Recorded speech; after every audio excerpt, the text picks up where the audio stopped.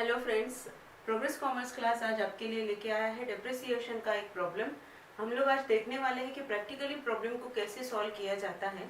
In the first previous 3 lecture I have explain you all journal entries, the causes for charging depreciation, depreciation का meaning क्या है, causes क्या होते हैं and what are how the accounting treatment should be done for solving the problem of depreciation that we have learn in my previous lectures.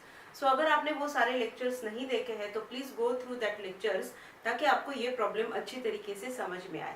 So without wasting time let's start with the problem. मैंने आपके लिए एक problem board पे लिख के रखा है, देखिए।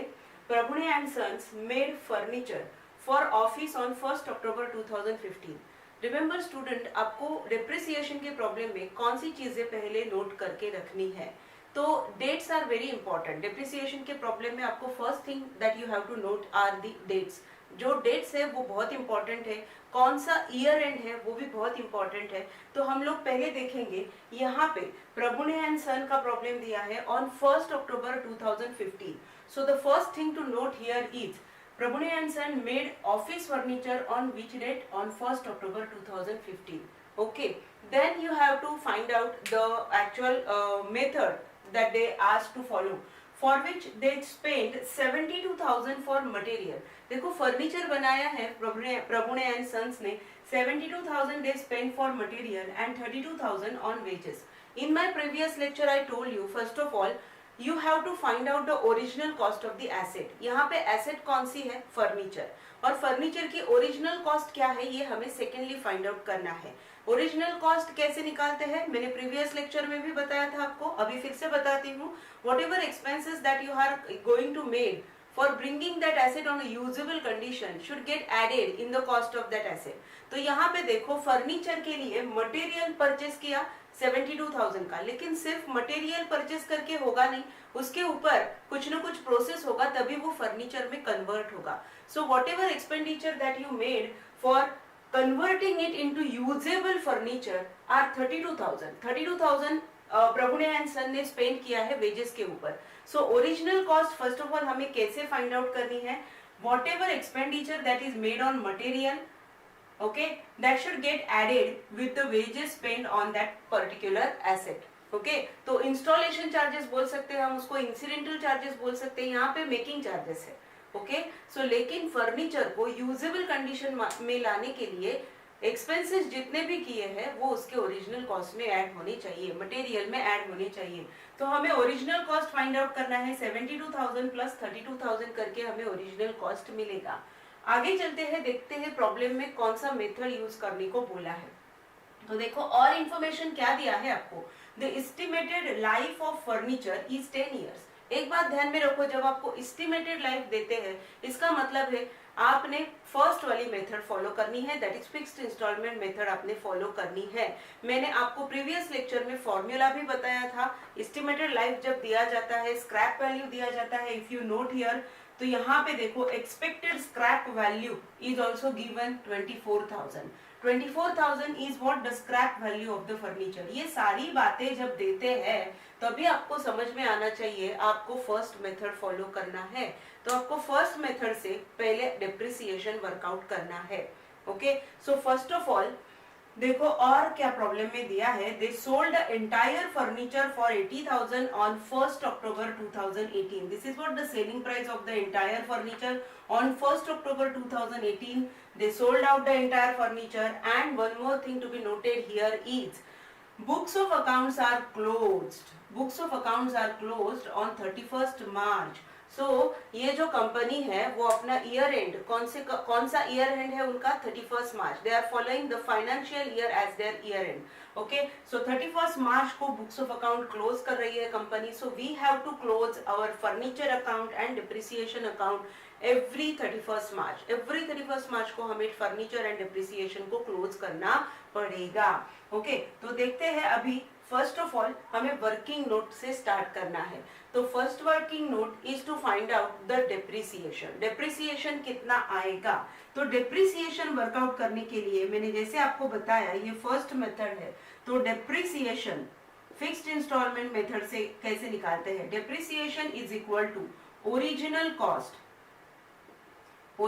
Cost minus scrap value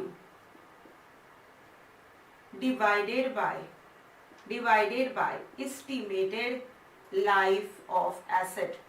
Estimated life of asset. This is what the formula that we have to apply for finding out the depreciation. So original cost कैसे निकालेंगे हम लोग? मटेरियल पे कितना खर्च किया है? 72,000. उसमें वेजेस कितने और इनकर्ड हुए हैं? 32,000. So this is what the original cost minus scrap value problem में कितना दिया है? 24,000 divided by what is the estimated life given in the problem? Estimated life of the asset is 10 years. So it is 10 years. Okay. तो यहाँ पे 72,000 plus 32,000. What is the total? 1,04,000. Yes, 1,04,000 minus 24,000 divided by 10 years. If you find out 80,000 divided by 10 years is equal to rupees 8,000 per annum is what the depreciation that we have to charge on the asset. हमें कितना depreciation charge करना पड़ेगा? 8,000 per annum. पूरे साल के लिए 8,000 depreciation लगेगा. This is what the working note first of all you suppose to prepare. आपको पेपर में भी ये वर्किंग नोट करके बताना पड़ेगा कि आपने डिप्रिसिएशन कैसे फाइंड आउट किया हुआ है. ओके, तो अभी देखते हैं एक्चुअल प्रॉब्लम कैसे सॉल्व करेंगे. ये हम लोग ने डिप्रिसिएशन निकाला. My dear student, remember 8,000 is per annum depreciation. Now let's move to the problem. हम लोग प्रॉब्लम सॉल्व करेंगे. इसका कैसे सॉल्व करेंगे देखो. पहले तो मैंने दो अकाउंट आपके लिए बना के रखा है, furniture account and depreciation account. Okay, तो first journal entry, Prabhude and Son made furniture for office on 1st October 2015. So first thing to be noted is on 1st October 2015 they made furniture of how much amount? कितने amount का furniture बनाया उन लोग ने? 72,000 plus 32,000. So of how much amount furniture is prepared? Of 1,04,000. Furniture prepared for 1,04,000. तो आपको क्या करना है? First journal entry. मैं आपके लिए अभी ये नोट आपने नोट डाउन करके रखा होगा. मैं ये रफ कर रही हूँ. पहले जर्नल बताऊंगी आपको, यहाँ पे बाद में जर्नल का पोस्टिंग भी बताऊंगी. Okay,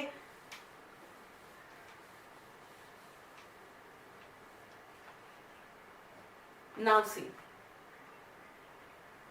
the first journal entry on 1st October 2015.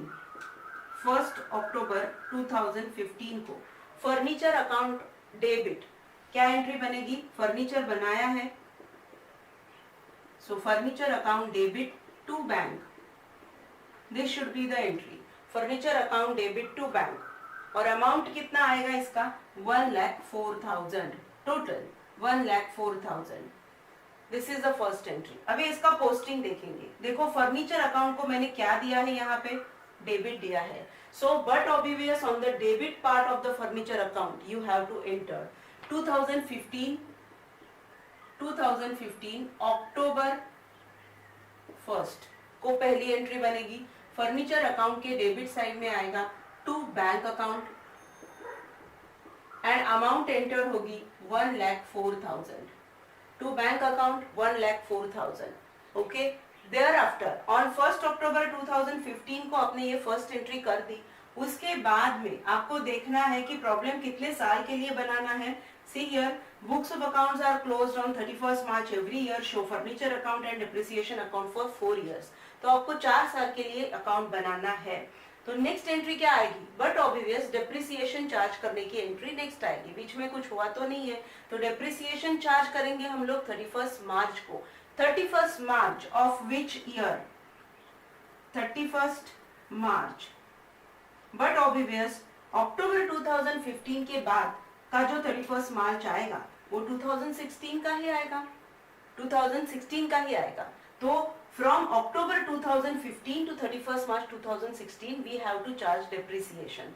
तो डिप्रिसिएशन चार्ज करने की जर्नल एंट्री मैंने आपको पहले के लेक्चर में भी वो बताई थी. उसका एक्सप्लेनेशन भी दिया था कि वो एंट्री वैसे क्यों आती है. Depreciation account should be debited. Depreciation account debit to furniture account. That should be the entry because your furniture value gets reduced because of depreciation. आपकी फर्नीचर की वैल्यू कम हो जाती है, तो अगर एसेट की वैल्यू कम होती है then it should be credited. Asset की वैल्यू अगर बढ़ती है then it should be debited. Asset की वैल्यू कम होती है then asset account should be credited. And because depreciation is your expenditure और you may say it as a non cash loss, it should be debited. वो debit उसको जाना चाहिए। Nominal के हिसाब से लोगे तो वो भी सिंपल है कि debit all expenses and losses, तो हम लोग डेप्रिसिएशन को डेबिट उसकी वजह से देते हैं because it is your loss. और you may say it by modern approach your expenditure get increase. आपका एक्सपेंडिचर जब बढ़ता है तो एक्सपेंसेस जब बढ़ते हैं तो it should be debited as per modern approach. Traditional approach लगाओ या मॉडर्न अप्रोच लगाओ, बोथ केस में जर्नल एंट्री आपकी वही रहेगी। तो जर्नल एंट्री क्या बनेगी for charging depreciation? Depreciation account debit to furniture account, this should be the entry. Depreciation account debit to furniture account. हम लोग ने डेप्रिसिएशन वर्कआउट किया था 8000 पर एनम।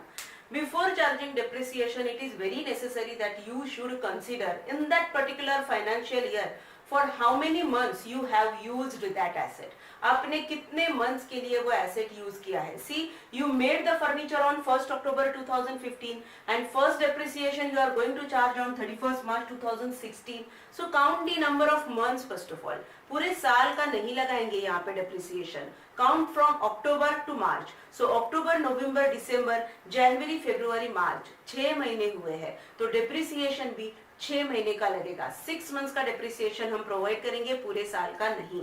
तो हम लोग ने अभी मैंने जो वर्किंग नोट पहले बताया था आपने नोट डाउन करके रखा होगा, तो वो वर्किंग नोट में हम लोग ने डेप्रिसिएशन निकाला 8000 पर एनम निकाला। लेकिन ये पर्टिकुलर फाइनेंशियल ईयर में that is from 2015 to 2016 we have used that furniture only for 6 months, so but obvious depreciation also should be provided only for 6 months. तो 6 months का ही depreciation provide करना चाहिए। तो कितना होगा 8000, अगर पूरे साल का है 12 महीने का 8000 है तो 6 महीने का आधा ही होगा ना, तो 6 महीने का depreciation आएगा 4000। 8000 per annum, so but obvious half year का प्रोवाइड कर रहे हैं तो 4000 आएगा। तो फर्स्ट ईयर में आपका डेप्रिसिएशन आएगा 4000। So see, according to this journal entry now we have to post it in the ledger account. तो furniture account को मैंने यहाँ पे क्या दिया है?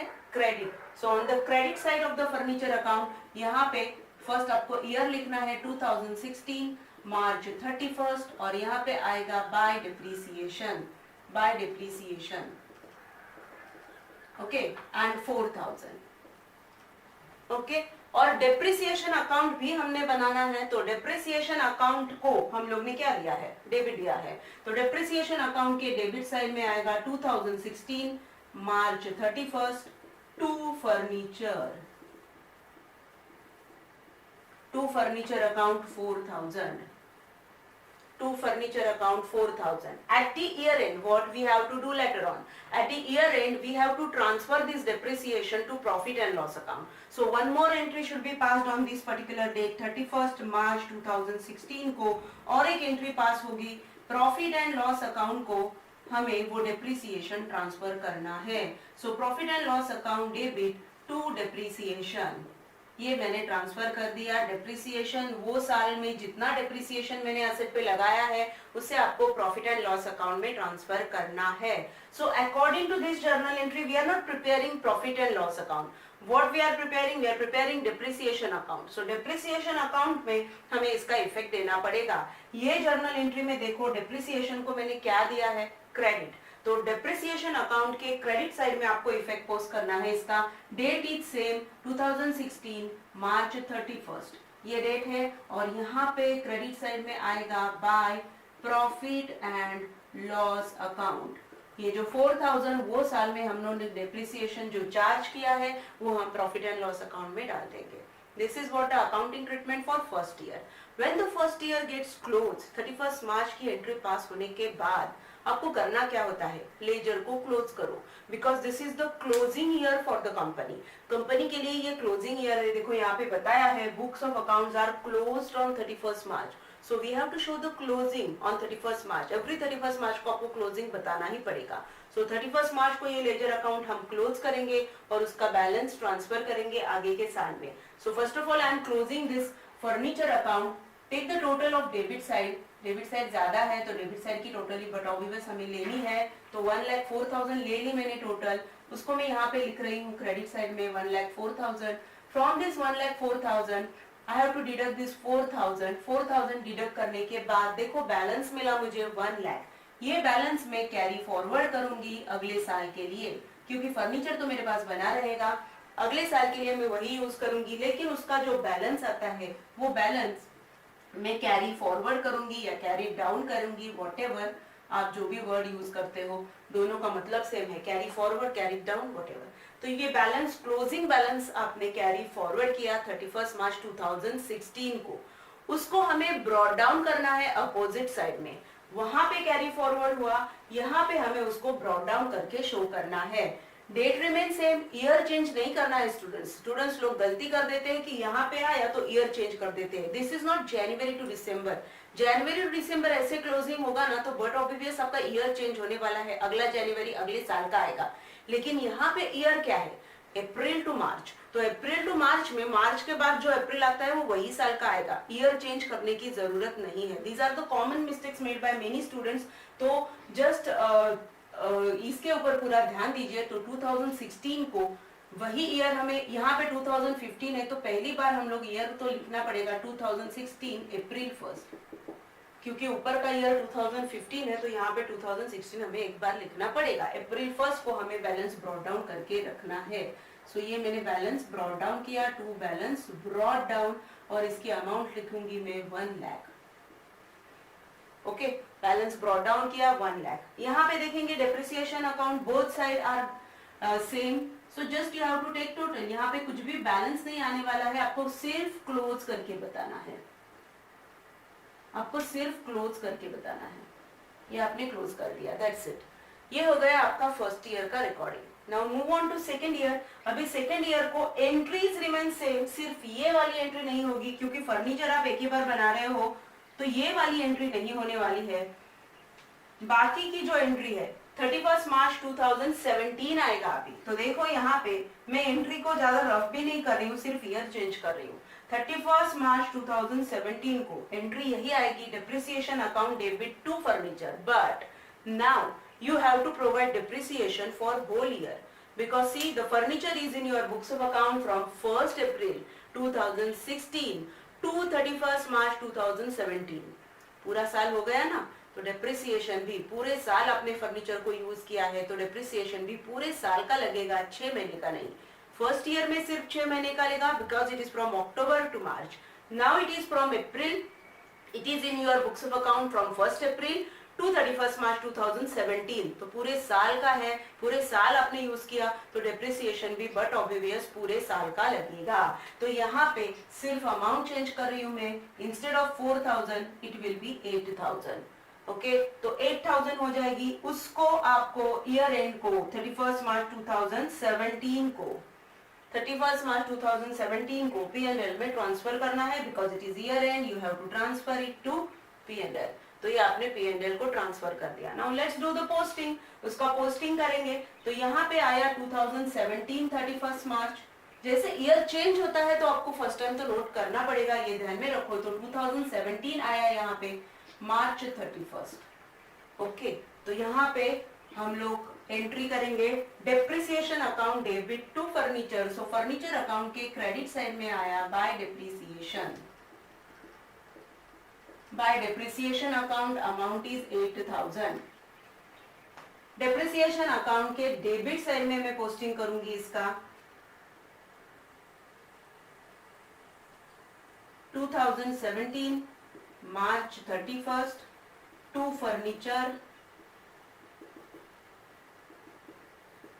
Furniture account 8,000। ओके, नेक्स्ट इसमें देखिए profit and loss to depreciation. So यहाँ पे सेम 2017 मार्च 31 by profit and loss account, ये वैसे का वैसा आएगा 80,000 आपने ट्रांसफर कर दिया, got it. So this gets close. ये साल खत्म हुआ तो इसको क्लोज करके बताएंगे। यहाँ पे मैंने इसकी टोटल लेके उसको क्लोज करके बता दिया। इसको भी क्लोज करेंगे। एक the total of debit side 1 lakh,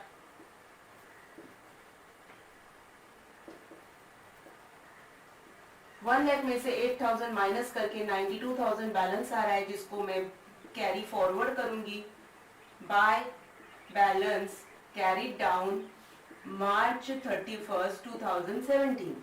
Same balance should be brought down on the opposite side in the year 2017 itself, April 1st.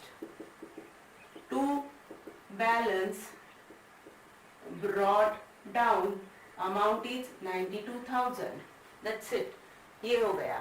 अभी देखते हैं 2017 को आपने बैलेंस ब्रॉट डाउन किया, कितने साल के लिए बनाने को बोला है आपको? 4 इयर्स के लिए. यहाँ पे they sold out the furniture on 1st October 2018, but before 1st October 2018 first of all you have to pass the entry on 31st March 2018.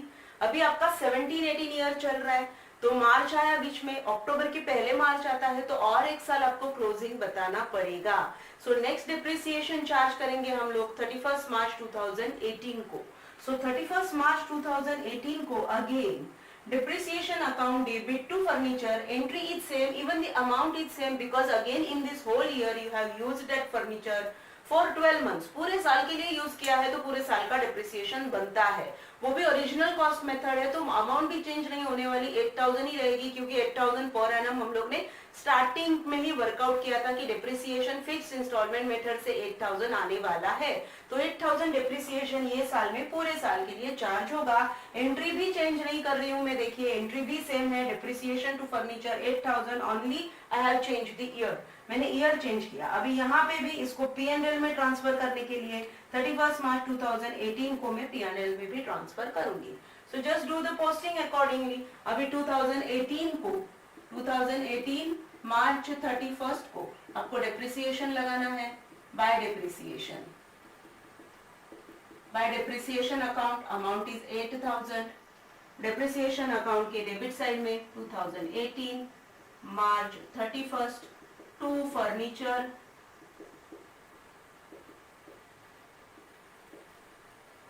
$8,000. यहाँ पे 2018 को उसको हम P&L में डालेंगे bye profit and loss account.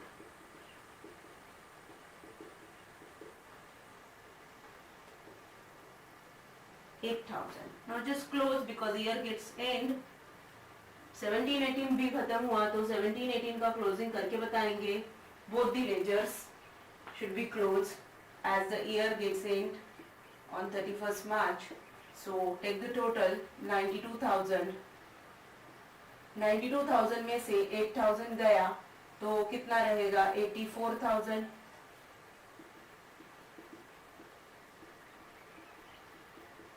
By balance carried down on the same date, March 31st, you have to brought it down on 2018, April 1st on the debit side to balance brought down 84,000. इसको मैंने brought down कर लिया. Okay, so book value as on 1st April 2018 is 84,000, and now on 1st October 2018 company sold this furniture for 80,000. So on 1st October, now you have to pass the entry on 1st October 2018, my dear student. 1st October 2018 को आपने वो furniture ही बेच दिया है. So how many months, for how many months you have used that furniture in 2018-19? कितने months के लिए use किया? 31st March 2019 तक जाने की जरूरत ही नहीं है, because on 1st October 2018 itself you have sold it. आपने उसको बेच दिया है. So you have used it from April, May, June, July, August and September. You have used it for 6 months. 6 months के लिए यूज किया तो on the date of sale, first of all, what you have to do? You have to charge depreciation for the month you have used it. आपने उसको use किया है 6 महीने के लिए. कौन से साल में? 2018 में.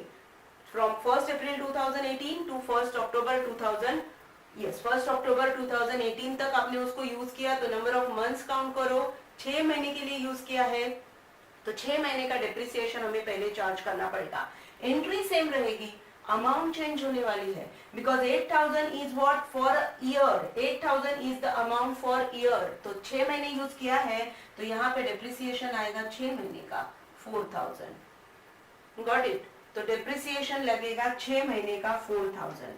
अभी आपको क्या करना है, 6 मंथ्स का डिप्रिसिएशन 4000 लगा दिया आपने। अभी आपको एंट्री पास करनी है सेल की एंट्री करनी है। तो यहाँ पे देखो WDV of the furniture, WDV of furniture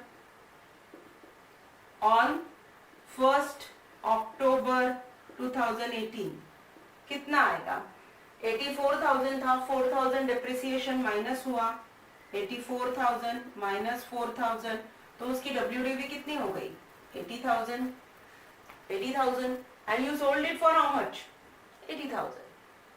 okay, sold out on the same date for 80,000। So there is no profit no loss, यहाँ पे कुछ भी प्रॉफिट कुछ भी लॉस है नहीं। ओके, आपका प्रॉब्लम बहुत ही सिंपल है, नो प्रॉफिट नो लॉस। अगर इसको हम 82,000 में बेचते तो 2,000 प्रॉफिट बताना पड़ता, लेकिन यहाँ पे वो भी नहीं है, नो प्रॉफिट नो लॉस की सिचुएशन है। कैसे, देखो फिर से एक बार बताती हूँ। ओपनिंग में उसकी WDV 84,000 थी, 1 अक्टूबर को बेच रहे हैं तो 4,000 डिप्रिसिएशन लगाना पड़ेगा 6 महीने का। वो लगाने के बाद 4,000 डिप्रिसिएशन माइनस करने के बाद एज ऑन 1 अक्टूबर 2018 उसकी WDV हो गई, उसकी बुक वैल्यू हो गई 80,000 and you sold it for 80,000 only, so there is no profit no loss. तो अभी आपको नेक्स्ट एंट्री क्या करनी है, ऑन 1 अक्टूबर 2018 डिप्रिसिएशन लगाने के बाद आपको एंट्री करनी है for sale of asset. So bank account debit, how much amount comes in, 80,000। Bank account debit 80,000, इतना पैसा तो आपके पास आ रहा है, और कितने बुक वैल्यू का, कितने WDV की फर्नीचर जा रहे, कितने WDV का फर्नीचर बुक में से जा रहा है, उतनी अमाउंट क्रेडिट में जाएगी। So to furniture account and amount आएगा 80,000 ओनली, क्योंकि देखो यहाँ पे बुक वैल्यू हम लोग ने निकाला on 1 October 2018, WDV of furniture after deducting depreciation for 6 months is 80,000. So ये 80,000 WDV का फर्नीचर, 80,000 बुक वैल्यू का फर्नीचर जा रहा, it goes out. So that should be credited by the amount 80,000 only. There is no profit, no loss. So just post it. अभी इसको post करेंगे। 1 अक्टूबर 2018 का depreciation पहले यहाँ पे लगाऊंगी, मैं देखो 2018 लिख रही हूँ यहाँ पे, अक्टूबर 1 बाय डिप्रिसिएशन,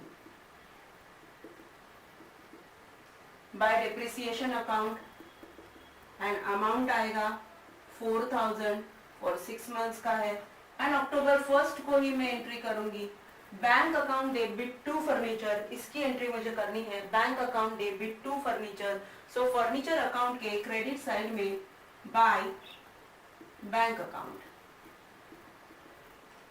अमाउंट आएगा 80,000। यस, और यहाँ पे 2018 अक्टूबर 1 को आपको डिप्रिसिएशन जो चार्ज किया है उसकी एंट्री करनी है। So to furniture account 4,000। Okay, so see here your furniture account gets close. वैसे भी आप एसेट बेच रहे हो तो वो क्लोज ही होना चाहिए, और ये क्लोज भी हो गया है। There should not be any balance remain in that account. And lastly यहाँ पे जो फर्नीचर का हम लोग ने लास्ट ईयर का डिप्रिसिएशन प्रोवाइड किया था उससे आपको ट्रांसफर करना है प्रॉफिट एंड लॉस अकाउंट में एज ऑन 31 मार्च 2019 ओनली, क्योंकि हम लोग फाइनल अकाउंट जो बनाते हैं, प्रॉफिट एंड लॉस अकाउंट जो बनाते हैं वो 31 मार्च को ही बनाएंगे, because we are closing the books of account on 31 March. So profit and loss account में जब भी एंट्री ट्रांसफर होगी वो 31 मार्च को ही होगी। तो यहाँ पे ये जो 4,000 वो साल में हम लोग ने डिप्रिसिएशन चार्ज किया है, उसे हम 2019 मार्च 31 को ही प्रॉफिट एंड लॉस अकाउंट में डालेंगे। So by profit and loss account 4,000, this is for transferring the depreciation for 18-19 to profit and loss account. For the year 2018-19 we have transferred this depreciation to profit and loss account. So this is what the solution for the entire problem. I have taken the problem by fixed installment method. Fixed installment method से ये problem आपके लिए मैंने लिया है। Okay, तो आपको ये लेक्चर कैसा लगा, प्लीज लाइक द लेक्चर। कुछ अगर आपकी रिक्वायरमेंट है तो कमेंट में ज़रूर बताइए। ओके, और प्रोग्रेस कॉमर्स क्लास से जुड़े रहने के लिए ऐसे मेरे बहुत सारे लेक्चर्स मैं अपलोड करती रहूँगी। मेरे चैनल को सब्सक्राइब कीजिए, लाइक कीजिए एंड शेयर कीजिए। Thank you.